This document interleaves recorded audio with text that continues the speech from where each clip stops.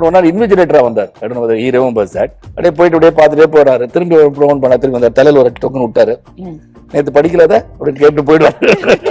Exam paper பார்த்து ஃப்ரண்ட்ல போய் பஸ்ல நின்று சரத் அவர்கள் எவனாவது ஒரு கல்லு பஸ் மேல பட்டுச்சு நான் வருவான்.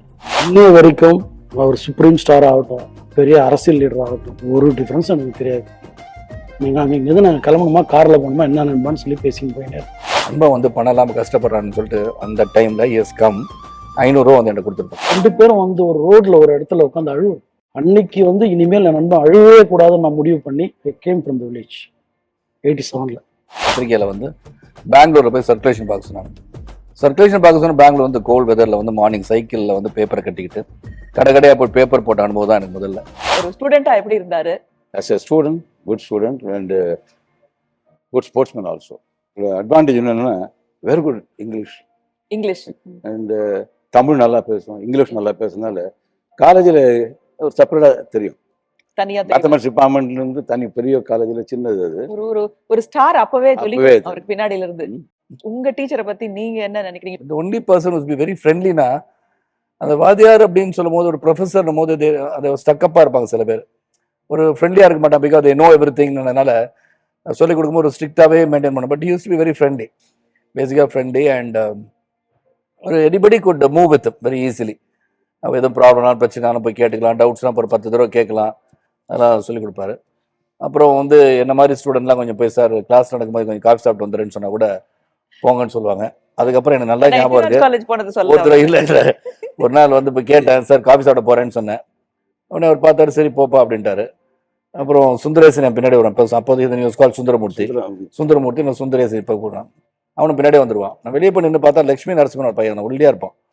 இப்போ நான் வந்து சரி அப்போ நானும் காஃபி சாப்பிட போகிறேன், உட்கார போய் கோசிராவன் அப்படின்னு. என்ன சார் 2 பேர் பார்த்து பயந்துட்டீங்களா சார், சைஸ் பெருசாக இருந்தோட உட்காராங்க முதல்ல. சரி ரொம்ப use very friendly with everybody. Then of course we played cricket together. அப்புறம் டியூஷன் வந்து போனேன். அப்புறம் ஒரு நாள் இன்விஜிலேட்டராக வந்தார். I don't know whether he remembers that. இன்விஜிலேட்டராக வரும்போது அப்படியே அப்படியே போயிட்டே இருப்பார். பிகாஸ் டியூஷன் வேற, இவர் டியூஷன் சொல்லி கொடுத்து நான் பாஸ் வேற ஆகணும் இல்லையா. அப்படியே போயிட்டு அப்படியே பார்த்துட்டே போறாரு. திரும்பி ப்ரோன் பண்ண திரும்பி வந்தார். தலையில் ஒரு டோக்கன் விட்டாரு. நேற்று படிக்கலத ஒரு கேட்டு போயிடுவார். எக்ஸாம் பேப்பர் பார்த்து ஓகே ஆமா நேற்று சொல்லி கொடுத்தாருன்னு சொல்லிட்டு எழுத ஆரம்பிப்பேன். அது மாதிரி wonderful person. Even now we maintain thing. ஆசிரியர் மெச்சிய ஸ்டூடெண்ட் அப்படின்னு பேர் வாங்குறது ரொம்ப கஷ்டமான விஷயம். அது வாங்கிட்டீங்க. படத்துல வந்து நிறைய சண்டை போடுவீங்க.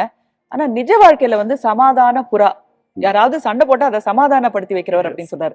அவர் சொல்றது நீங்க ஒத்துட்டு தான் ஆகணும். ஏன்னா நியூ காலேஜ்ல உங்களுக்கு சீனியர் உங்க மச்சான் உங்களை பத்தி என்ன சொல்றாருன்னு பாக்கலாம். நீண்ட நாள் நண்பர் சகோதரர் சரத்குமார். அந்த கல்லூரி நாட்கள்ல இருந்து நல்ல நண்பர்கள். இந்த காலேஜ்ல என்னென்ன ஒரு பெரிய இன்சிடென்ட் என்னன்னா, இன்னைக்கு கூட என்னால மறக்க முடியாது, பசுமையா ஞாபகத்துல இருக்கிறது என்னன்னா, இன்னொரு கல்லூரியில இருந்து வந்து எங்க கல்லூரியில கிரிக்கெட் மேட்ச் ஆடிட்டு இருக்கும் போது ஏதோ சின்ன ப்ராப்ளம் ஒன்று நடந்துச்சு. ஸோ அந்த டைம்ல ஒரு பெரிய ஒரு தகராறு ஆனவுடனே அதை கண்டிச்சு நாங்கள் கமிஷனர் ஆஃபீஸ் போகிறோம்.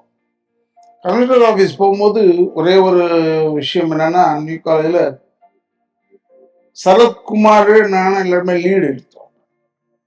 லீடு எடுத்து சொன்னோம், யாரும் எந்த கடைகளையும் அடிக்கக்கூடாது, பஸ் எதுவும் அடிக்கக்கூடாது அப்படிலாம் கண்டிஷன்ஸ் போட்டு ஊர்வலத்தில் போனோம். அந்த இடத்துக்கு போகும்போது ஒரு பஸ்ஸு, அந்த பஸ்ஸை வந்து உடனே பசங்க அடிக்க ஆரம்பிச்சிட்டாங்க. அப்போ சட்டையை ஃபுல்லாக நெஞ்செல்லாம் காமிச்சிக்கிட்டு ஃப்ரண்ட்ல போய் பஸ்ஸில் நின்று சரத் அவர்கள் முன்னாடி நின்று எவனாவது ஒரு கல் பஸ் மேலே பட்டுச்சு நான் வருவான் அப்படின்னு சொன்னார். அந்த அளவுக்கு ஒரு நல்ல நாங்களாம் ரொம்ப அட்மையர் பண்ணோம்.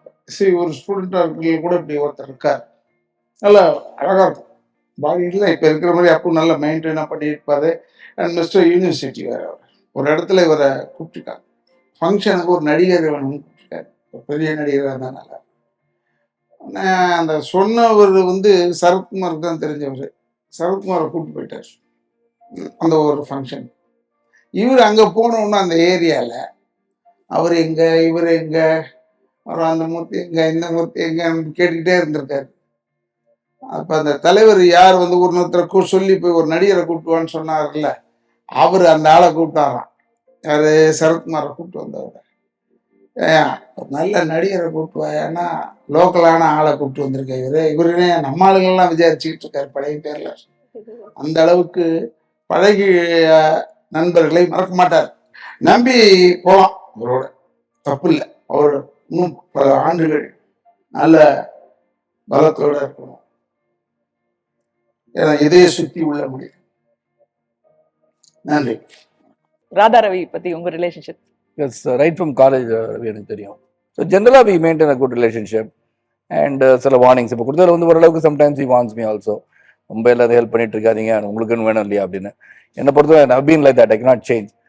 தொட்டில் பழக்கம் சுடுகாடு மட்டும் சொல்ற மாதிரி சில பழக்கம் I'm used to thinking that. என்னன்னு தெரியல, I cannot change myself on that. Somebody is sufferingனா அது ஹெல்ப் பண்ணணும்னு டெண்டன்சி வந்து. உங்களுடைய 28 வயசு ஃப்ரெண்ட 40 வருஷமா அவர் தெரியும், ஆனா அவருக்கு 28 வயசு தான். அவரை பத்தி ஒரே வாக்கியத்துல சொல்லணும்னா என்ன சொல்லுவீங்க? ஒரே வாக்கியத்தில் அவருக்கு சொல்லணும்னா இஸ் டேக்கிங் கேர் பர்சன். இப்போ நான் வந்து நட்பை தொடரலாம் நான் நினைச்சாலும் அவர் போன ஹைட்ஸ்க்கு வந்து அவர் நினச்சிருந்தானா நான் எப்போ என் ஊர் மதுராந்தத்துக்கு போய் சேர்ந்துருப்பேன். பட் அவர் வந்து பழசை மறக்காம அதில் இருக்கிற அந்த ஒரு அந்த இனிப்பை சில பேர்லாம் மறந்துடுவாங்க. அதெல்லாம் அதில் இருக்கிற ஒரு சுவையை, அதில் இருக்கிற ஒரு பாசத்தை அவர் உண்மையிலேயே அனுபவிக்கிற ஒரு மனிதன்.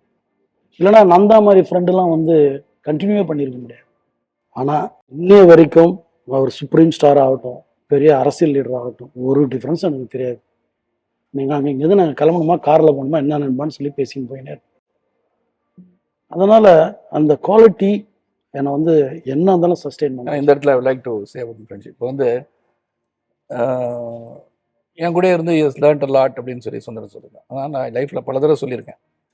அதாவது பீரியட் நான் படம்லாம் எடுத்த பிறகு நிறைய படம்லாம் லூஸ் பண்ணி ரொம்ப ஆல்மோஸ்ட் அதான் இதோடு முடிஞ்சு போச்சு, பிறகு லைஃபே முடிஞ்ச தெருவுக்கு வந்துடுவோம் சொல்லும் போது ஒரு நாள் நைட்டு நிறைய கடன். அப்போ லாட் ஆஃப் பீப்பிள் படம் எடுத்த பிறகு எப்படி எடுக்கணும்னு தெரியாது, படம் எடுத்தாச்சு.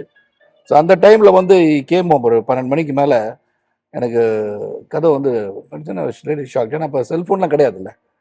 ஸோ கேம் பார்த்தா நின்றுட்டு இருந்தேன். என்ன நண்பா அப்படின்னு கேட்டேன். நண்பா வந்து பணம் இல்லாமல் கஷ்டப்படுறான்னு சொல்லிட்டு அந்த டைமில் எஸ் கம் 500 ரூபா வந்து என்கிட்ட கொடுத்துருப்பான்.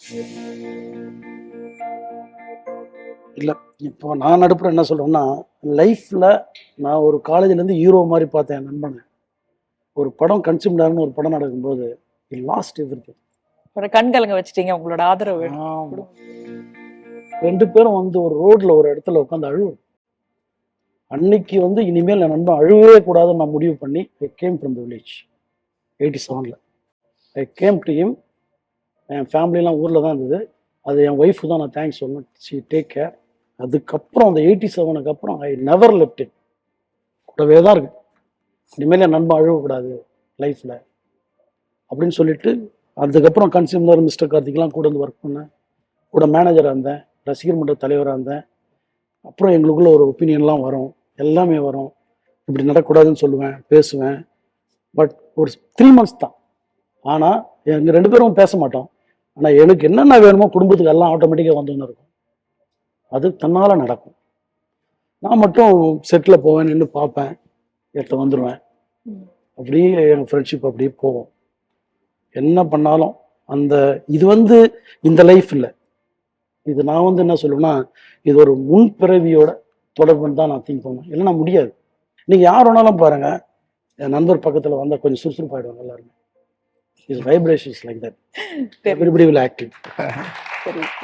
அந்த அந்த எனர்ஜி, அந்த இது எல்லாரையும் பார்க்கறது போகிறதெல்லாம் அதெல்லாம் நோ மேட்ச் என்னை பொறுத்த வரைக்கும். நண்பர் அப்படி சொல்றீங்க. குடும்பத்துல பழகினவங்க எல்லாரும் என்ன சொல்றாங்கன்னா, நெவர் சே டை அப்படிங்கறதா வந்து ஷரத்துடைய மோட்டோ. ஃபீனிக்ஸ் பறவை மாதிரி எங்க இருந்தாலும் எழுந்து வெளியில வந்துடுவாருன்னு.